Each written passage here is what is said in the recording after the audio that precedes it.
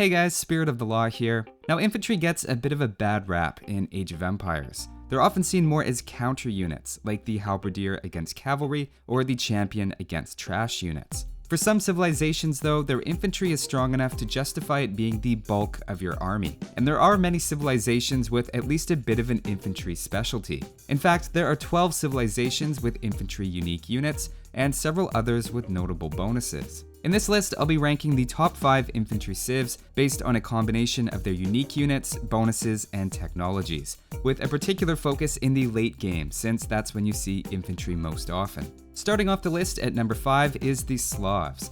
Their unique unit is cavalry, but their big claim to being an infantry civilization is their unique tech. It's only available in the Imperial Age and is very expensive. What it does though is let your infantry deal an automatic 5 damage to every unit immediately around them whenever they attack. A couple of weird things to know about that is it ignores armor and doesn't apply to the unit they're directly targeting. Now in a 1 vs 1 situation, that means it does nothing, but properly surrounded by units, it can easily more than double their damage per second.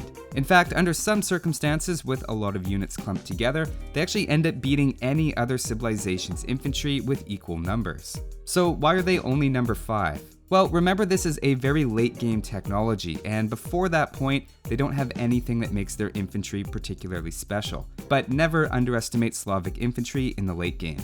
The next civilization on the list has infantry that benefits from a large speed boost, and that's the Celts. Their infantry moves 15% faster thanks to a civilization bonus, though they are missing squires, which means they're just a little under 5% faster than other civilizations in the end. That slight edge for speed is quite important though, because it's one of the main limitations of infantry. Having them move faster not only helps you get them where you want them to be on the map, but it also helps them chase down enemy units. In addition, the Celts also have their unique unit, the Woad Raider, which is a faster variation of the champion with a bit more HP. The only drawback of Celtic infantry is simply that they don't overpower other infantry in the same way as top civilizations on this list. A great example of an infantry civilization that wins with brute force would be the next one, and that's the Aztecs. Their infantry is helped out by an extra 4 attack through an Imperial Age unique tech, leading to an impressive +8 after blacksmith upgrades. Like the Slavs, that doesn't help very much in the early game, but in the late game, that's a big increase to the attack of their pikemen especially, which can even beat generic halberdiers one-on-one.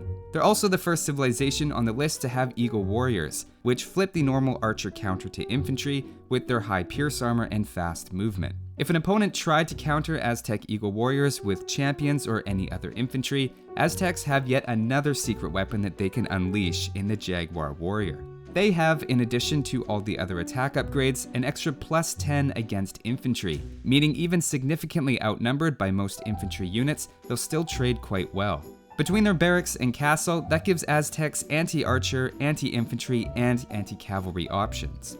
Even with all that flexibility though, I still don't think they're ahead of the number 2 civilization, which is the Japanese. There's 2 big reasons for that. The first is the samurai. At first glance, it seems just like a slightly stronger version of the champion, but really its secret is its +10 damage against unique units. In varying situations, that can make it anti-infantry, anti-cavalry, or anti-navy. Okay, maybe not so much the last one, but it's enough of a bonus that they can keep up in terms of cost efficiency with Teutonic Knights and Jaguar Warriors, all while simultaneously filling most of the roles of the typical champion. The second big infantry advantage they have is a much more general advantage of faster attacking infantry. In 1 vs 1 situations, despite their average looking stats, this is the strongest infantry bonus in the game, increasing their damage per second by 33%. With halberdiers in particular getting an extra 32 damage per attack against cavalry, it's a big difference. Attacking faster also means surviving with more HP and being able to move on to a new target sooner, increasing the snowball effect of the bonus. Now before getting to number 1, there are a few civilizations which deserve a mention but didn't make the top 5. First of all, there's the Incas, with their surprisingly effective Kamayuk warrior, which can attack with multiple rows at once. In addition, they also have Eagle Warriors with extra armor. At the end of the day though, their infantry is just a bit too generic outside of those gold-intensive units for a spot on the list. There's also the Malians with their extra pierce armor on their infantry line, which makes them extra resistant to arrows. Unfortunately, they also miss on the last attack upgrade, meaning they can't beat a lot of other infantry civilizations head to head. The Gabedo is also pretty cool, but again just not quite enough for the top 5. Another is the Vikings with their extra HP and the unique unit with regenerating health. Their unique tech in the expansions also gives their infantry +4 attack against cavalry. Again, they're a really solid infantry civilization, but I just consider all of the others on the list to be a bit better overall. The fact of the matter is that Slavic champions beat berserks with equal resources in a large fight, and Slavic halberdiers easily beat Viking pikemen.